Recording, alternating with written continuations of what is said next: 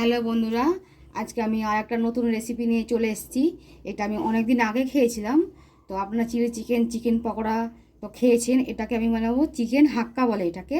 তো ঠিক chilli chicken ধরনের, কিন্তু এটা চিলি চিকেন হবে না। তো এর মধ্যে আমি আগে চিকেন যেভাবে পাকোড়া বানাই ওইভাবে বানাবো। তার জন্য আদা রসুন লাগবে, লঙ্কা লাগবে, দিয়ে আমি চিকেনটাকে ম্যারিনেট করে নেব। তো বন্ধুরা, আমি এই চিকেন আগে এটা ম্যারিনেট করার জন্য কর্নফ্লাওয়ার দিয়েছি, হালকা একটু ময়দা দিয়েছি, অল্প একটু আদা কুড়ে দিয়েছি, আর একটু কাঁচা লঙ্কা দিয়ে দেবো অল্প করে, আর 2 কোয়া মতন এই রসুন দিয়ে দেবো। আর এর মধ্যে যাবে একটু লঙ্কার গুঁড়ো আর একটু লবণ।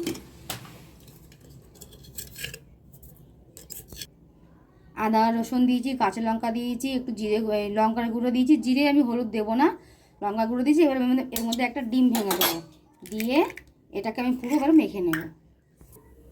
দেখুন বন্ধুরা, মাংসটাকে আমি ম্যারিনেট করে কিছুক্ষণ রেখে দিয়েছি। এবারে আমার তেল গরম হয়ে গেছে, আমি এবারে একটু একটু করে ছাড়বো। দেখুন বন্ধুরা, তেল গরম হয়ে গেছে, আমি এবারে মাংসগুলো এবারে দিয়ে দেবো।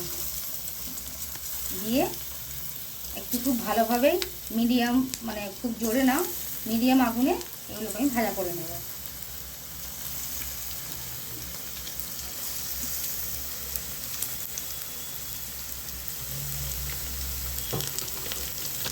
বন্ধুরা, এবার চিকেনটা লাল লাল করে ভাজা হয়ে গেছে, আমি এটাকে একবার তুলে নেব।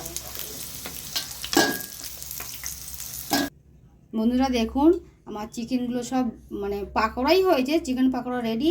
এটাকে আমি আবার হাক্কা বানাবো, সেটা আপনারা দেখতে থাকুন। কি তো যে তেলের মধ্যে আমি চিকেনগুলোকে ভেজে নিয়েছি, সেই তেল, তার মধ্যে তেল ঢেলে দিয়েছি, তো অল্প একটু রেখেছি। এর মধ্যে আমি রসুন কুচি দিয়ে দেবো,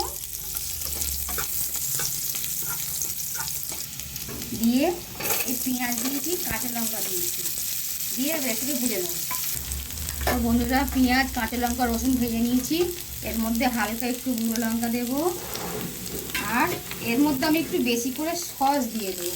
এটাই হলে রান্নার আলাদা একটা টেস্ট নিয়ে আসবে। এইটাকে আমি হালকা করে ভেজে নেব। তো এই ভাজার মধ্যে হালকা নুন দেবো, মাংসের মধ্যে নুন দেওয়াই আছে, কিন্তু এর মধ্যে সামান্য নুন দেবো, দিয়ে এই চিকেনগুলোকে এর মধ্যে দিয়ে দেবো, দিয়ে ভাজা করে নেবো। তো সস দিয়ে এটাকে পুরো পেঁয়াজ কাঁচা লঙ্কা রসুন দিয়ে সস দিয়ে এটাকে আমি যে ভেজে নিয়েছি, প্রায় ভাজা ভাজা হয়ে এসছে। আর একটুখানি নাড়াচাড়া করে আমি নামিয়ে নেবো। এটাকে আমি কিছুক্ষণের জন্য একটু ঢাকা দিয়ে রাখবো, সসটা যাতে মাংসের মধ্যে মজে যায়। দেখুন বন্ধুরা, আমার এটা চিকেন হাক্কা যেটা আমি বানিয়েছি, এটা আমার পুরো রেডি।